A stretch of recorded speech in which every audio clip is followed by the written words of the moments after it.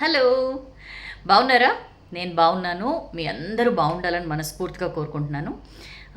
ఒక మంచి స్టోరీతో వచ్చానండి. మంచి స్టోరీలోకి వెళ్ళబోయే ముందు ఎండలు బాగా మండిపోతున్నాయి. చాలా జాగ్రత్తగా ఉండండి. మీరు, మీ ఇంట్లో పిల్లలు, పెద్దవాళ్ళు అందరూ చాలా జాగ్రత్తగా ఉండాలి. ఎక్కడికైనా జర్నీ చేస్తుంటే ఏసీలోంచి డైరెక్ట్గా ఎండలోకి వెళ్ళిపోకుండా కొంచెం ఒక 5 మినిట్స్ ముందే బంద్ చేసి కాస్త టెంపరేచర్ సెటిల్ డౌన్ అయిన తర్వాత బయటకు వెళ్ళడం, ఆఫీసులకి ఎంటర్ అయినప్పుడు ఇట్లాంటివన్నీ కొంచెం జాగ్రత్తలు పాటించండి. అండ్ బాగా వాటర్ తాగండి. Stay hydrated. అండ్ ఎస్, ఇక స్టోరీలోకి వచ్చేస్తాను. ఇవాళ కూడా అంతే, నేను స్టోరీ చెప్తాను, మీరు దానిలో ఉన్న మోరల్ చెప్పాలి. అనగనగా ఒక ఊళ్ళో ఒక 50 ఇయర్స్, ఆల్మోస్ట్ మిడిల్ ఏజ్ అనుకోవచ్చు, ఒక 50 ఇయర్స్ అరౌండ్ ఒక పర్సన్. అయితే అతను కంపెనీ ఉంటుంది, కంపెనీ రన్ చేస్తుంటాడు, మంచి ఫ్యామిలీ, పిల్లలు సెటిల్ అయ్యారు, అంతా ఓకే. బట్ ఏదో తెలియని బాధ అనమాట. ఏదో తెలియని ఒక బాధతో ఉంటాడు. చాలామందిని కన్సల్ట్ చేస్తారు. కొంతమంది అంటారు, నీకేవో గ్రహదోషాలు ఉన్నట్లున్నాయి, వెళ్ళి ఏమైనా పూజలు అవి చేయించుకో అని చెప్పి అంటారు. సరే, పూజలు చేయించుకుంటాడు, మనశ్శాంతి అయితే దొరకదు. ఇంకొంతమంది అంటారు, వెళ్ళి ఎవరినైనా ఏమైనా ఈ ఉంగరాలు కానీ ఇట్లాంటివి ఏమైనా పెట్టుకోమని చెప్తారు. ఇట్లా ఏమైనా ఇంకొంతమంది ఏమో ఏమైనా దానాలు చేయమంటారు. ఇట్లా చాలా రకాలు చెప్తారు. అన్నీ ట్రై చేస్తాడనమాట. బట్ వర్కౌట్ కాదు. ఎందుకో ఆ బాధ నుంచి, దీని నుంచి బయటకు రాలేకపోతాడనమాట. ఇలా కాదని చెప్పి ఒక ఫ్రెండ్ ఒక థెరపిస్ట్ గురించి సజెస్ట్ చేస్తాడు. ఒక థెరపిస్ట్ ఉన్నాడు నాకు తెలిసిన అతను, ఒకసారి వెళ్ళి మేబీ నీకు సొల్యూషన్ దొరకచ్చేమో అని చెప్పి. సరే అని చెప్పి, సరే ఇన్ని ట్రై చేసాము, ఇంక ఇది ఒక్కటి ఎందుకు వదిలేయాలని చెప్పి వెళ్తాడనమాట. ఆ థెరపిస్ట్ దగ్గరికి వెళ్ళంగానే ఆయన పెద్ద ఆయన మొత్తం ఓపిగ్గా వింటాడు. ఈయన చెప్పేదంతా విన్న తర్వాత, అవును ఎక్కడ చదువుకున్నారు మీరు, ఏ స్కూల్లో చదువుకున్నారని అడుగుతాడు. సరే, అతను చెప్తాడనమాట, ఫలానా ఏదో గవర్నమెంట్ స్కూల్, అప్పట్లో అంతా గవర్నమెంట్ స్కూల్సే కదా అని, గవర్నమెంట్ స్కూల్ ఏదో పేరు చెప్పంగానే వెంటనే, అప్పటి గ్రూప్ ఫోటో ఉందా, మీ 10th క్లాస్ ఫోటో ఏదైనా ఉందా అని చెప్పి అడుగుతాడు. అడిగితే, ఉండే ఉంటుంది సార్, బట్ ఇప్పుడు అది వెతకాలంటే కనీసం 2-3 రోజులు పడుతుంది. అంటే పర్వాలేదు, 2-3 రోజులు పట్టినా వెతికి తీసుకురండి అని చెప్పి అంటాడనమాట. సరే అని చెప్పి వెళ్తాడు. నేనేదో నా బాధలు పోతాయి అని చెప్పి అనుకుంటే, ఈయనేంది నా 10th క్లాస్ ఫోటో అడుగుతాడు సంబంధం లేకుండా అని.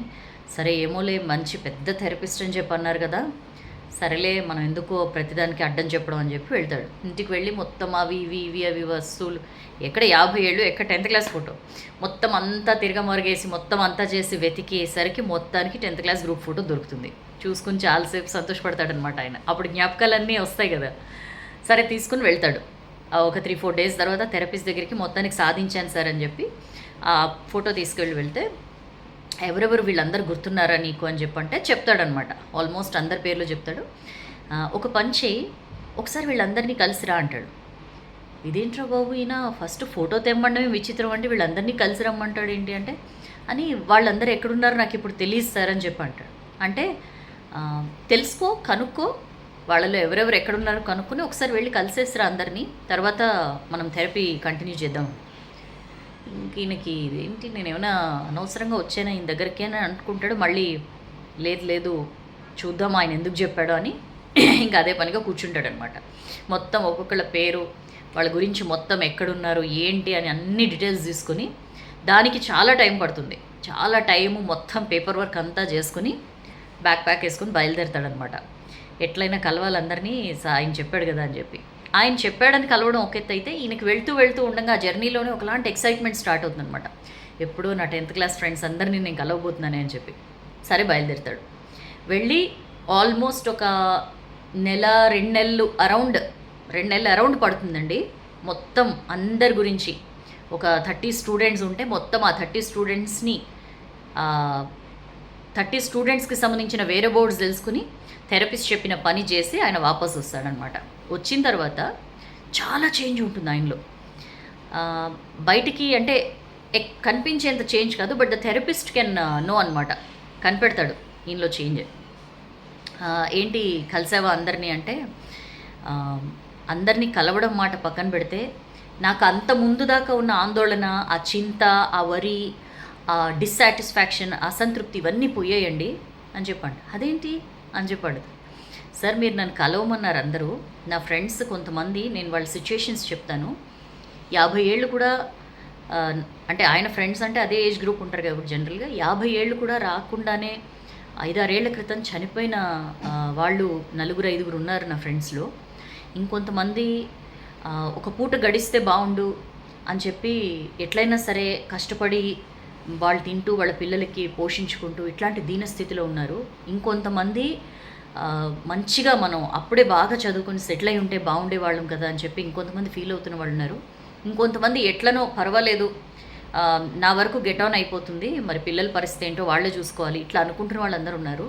వాళ్ళందరినీ చూసిన తర్వాత నేను చాలా బెస్ట్ పొజిషన్లో ఉన్నానని చెప్పి నాకు అర్థమైంది సార్.